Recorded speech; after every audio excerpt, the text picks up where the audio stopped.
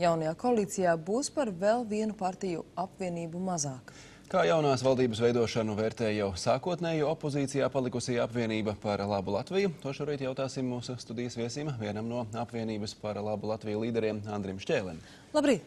Labrīt! Jūs vērtējums valdības veidošanas procesam? Ja būtu vienā vārdā jāpasaka, droši vien vārds būtu mulsinošs, jo ir apmulsuši liela daļa vēlētāji, arī tie, kas balsoja par vienotību. Tāpat jūtams, ka, zinām, neizpratnē ir ekspertu viedokļos redzams, ka ir zināms mulsums. Kas viņus mulsina? Bija diezgan skaidri un precīzi solījumi pirms vēlēšanām. Faktiski visa tā vēlēšanu reklāmas kampaņa vienotības bija konstelēta tādā veidā, ka būs tobrīd valdošā koalīcija, arī nākošā koalīcija. Tas bija diezgan nepārprotams uzstādījums vēlētājiem, ka balsojiet par Dombrovski, un tur būs ZZS, un tur būs visu Latviju, TB, LNK. Tas bija skaidrs solījums, un vēlētāji par to arī šķīrās. Daļēji par labu Latviju. Kā redzams, tā nav. Ar viltīgiem manevriem, pa priekš iesākot tā kā saskaņas centru iesaistot, pēc tam veicot dažādas citas manipulācijas, izspieda Nacionālo partiju ārā. Pareizāk sakot, kā tautā tagad iegājies, saka, uzmet. Jūsuprāt, vai to jau varētu nodēvēt par tādu kā kļūdu, kas ir pieļauta? Nē, es domāju, ka tas bija vēsts aprēķins. Es domāju, ka tas bija vēsts aprēķins, lai varētu pretstatīt Dombrovski pret Urbanoviču.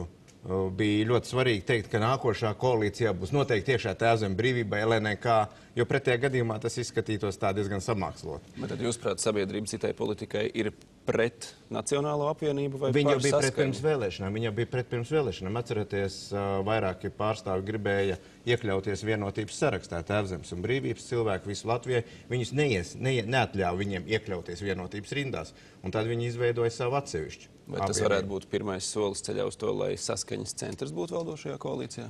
Es domāju, ka pie tā tiek ļoti rūpīgi strādāts, jo tāds jau īstenībā ir bijis sākotnējais mērķis. Bet vienkārši pie tā neļauj aiziet tie cilvēki, kas vienotības rindās ir nacionāli domājoši un ir bijuši vienmēr pret sadarbību ar neskaidri, varbūt vienā otrā jautājumā, politisku spēku, ko šad tad rāda saskaņas centrs. Tad jūs, prāt, agrāk vai vēlāk viņi tomēr būs valdībā, saskaņas centrs?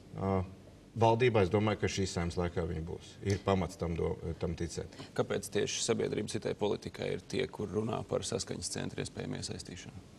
Viņi vairāk reāli politiķi un cilvēki, kas domā par tādu ilgtermiņa sabiedrības konsolidāciju. Tas ir labi. Nevis spēlēt. Es nevaru teikt, ka tas ir slikti, ka viņi tā domā. Viņi nespēlē šo īstermiņa kārti, kas parasti raksturīgi priekšvēlēšana laikā, teiksim, balsojiet par to un to, jo Krievi nāk. Vai arī par labu Latviju ir ambīcija tikt valdībā? Es domāju, ka par labu Latviju šobrīd var teikt tāds politikas ekspertu pozīcijās, kur mēs ļoti precīzi norādīsim uz valdības kļūdām. Un šobrīd jau redzams, ka mums pat nav jāpūlās norādīt tās kļūdas, verās viena pēc otras vaļā.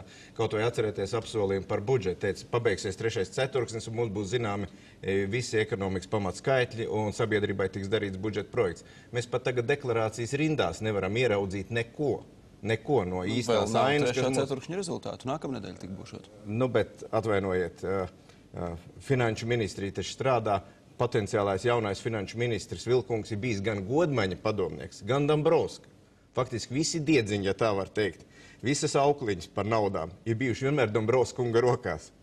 Jūs jau pieminējāt ministrus, runājot par pašu ministru izvēles laiku un šo procesu. Piemēram, prezidents jau ir kritizējis, ka tā ir šobrīd pārāk izteikta cīņa par amatiem. Savukārt Zaļie zemnieki norāda, ka vienotība savukārt amats pakārtojot saviem cilvēkiem, nevis vispār kādas varētu būt, piemēram, valsts intereses. Man jāsaka, man jāpiekrīt ir gan valsts prezidentam, gan arī ZZS pieredzējušo politiķu viedoklim, jo mēs redzam, teiksim, attiecībā uz ārlietu ministru kaut vai.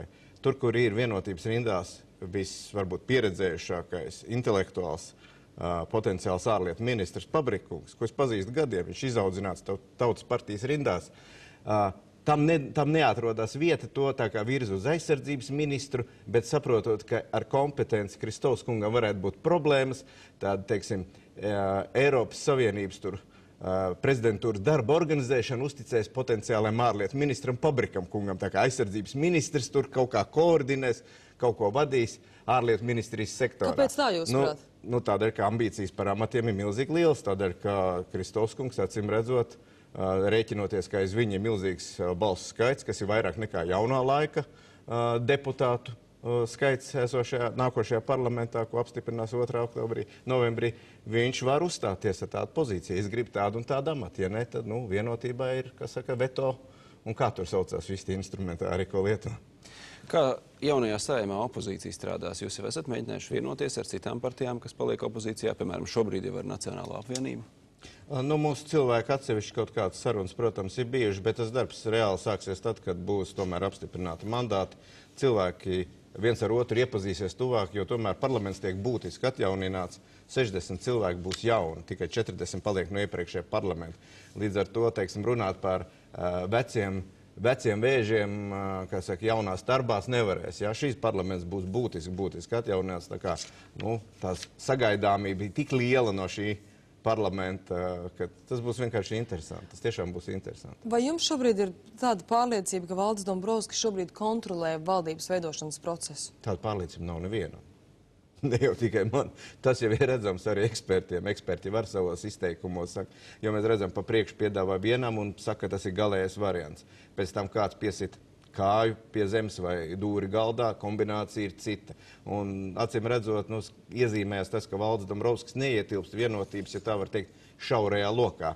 Viņš ir premjera kandidāts un pašreizējais premjers, bet viņš nav tā šaurā loka cilvēks, kurā vienotības tie izkārtojumi tiek darīti. Ja? Kurš to dara? Es neesmu tik liels zinātājs, lai es nosauktu pilnīgi precīzus uzvārdus, un ne mani jaukties vienotības, kas saka, sponsoru un šaurā loka cilvēku rindās. Demokrātiskas organizācijas vadības veids? To jūs sauciet vienotības līderis un jautājiet, kādā veidā viņi to dara. Mēs tā nedaram, tā nekad neesam darījuši, un to solījums, ko devām parasti iepriekš vienmēr pēc tādas koalīcijas jūs arī ieraudzījāt no mums. Jūs prāt, tomēr runājot par to situāciju, kā tā varētu veidoties, ņemot vērā to, kā notiek šīs sarunas, šobrīd koalīcijas veidošana un tas, ko mēs dzirdam, kas it kā notiek vienotības iekšķienē, vai jūs prāt vienotība varētu sašķelties vai tomēr nē?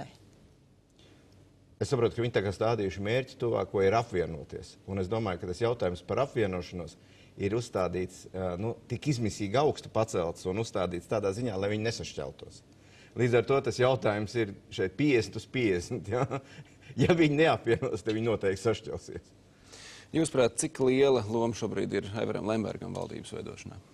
Es domāju, ka viņš vēl nav nopietni pat iekļāvies. Ja man būtu jādod savus vērtējumus, es domāju, ka viņš nav pat nopietni iekļāvies, jo, teiksim, tādā veidā, kā mēģina pie divu politisku partiju potenciālas koalīcijas šobrīd apspēlēt Zemnieku vienotības polittehnologu, tas acīm redzams.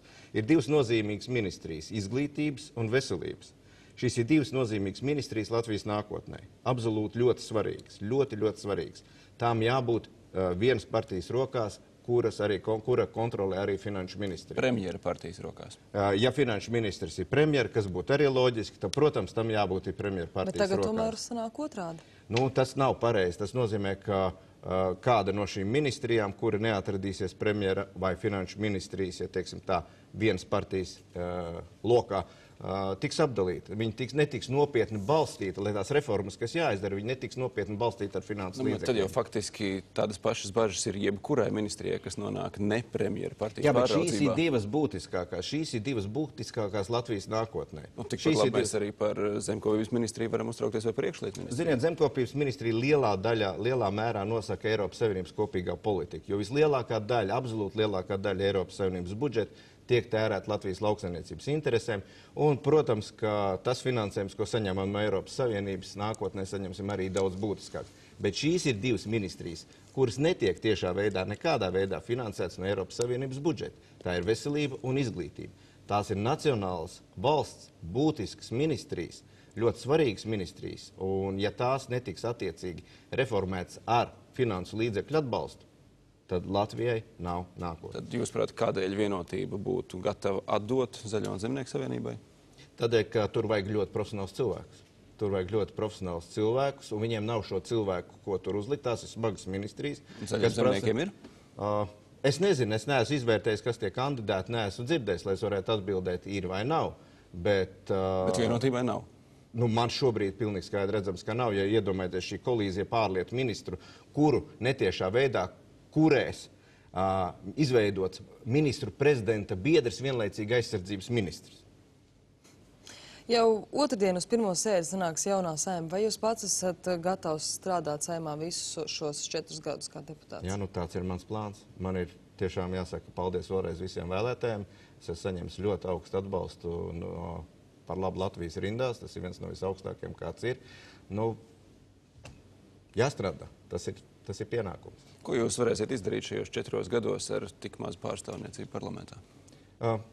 Viss jau atkarīgs, kāds izveidojās spēku samērs iekšēji un pie kādas loģikas, pie tādas valsts attīstības loģikas kopumā nonāk tādi deputāti. Un es domāju, ka mūsu jautājums ir precīzi profesionāli parādīt alternatīvas tiem kļūdainiem varbūt pieteikumiem, kur neapšaubām sekos kā no pārpilnības raga. Tas redzams šobrīd debatē par pievienotās vērtības nodokļu vispārēju likuma pacelšanu, par ko pirms vēlēšanām teica nē un nē. Šobrīd runā par visu samazināto likuma atcelšanu, par kuru teica, nu varbūt kādu, bet ne visas. Ja? Un nerunā vairs par virkni jautājumiem, kā teiksim, būtisku ministriju skaita samazināšanu, kur bija pilnīgi skaidrs ministra prezidenta Dombrovska apsolījums. Nu jā, esošās valdības ietvaros nevaram aizējošās Saeimas laikā, bet nu būs jauna, mēs to noteikti izdarīsim. Paldies jums par sarunu. Paldies, veiksmīgi.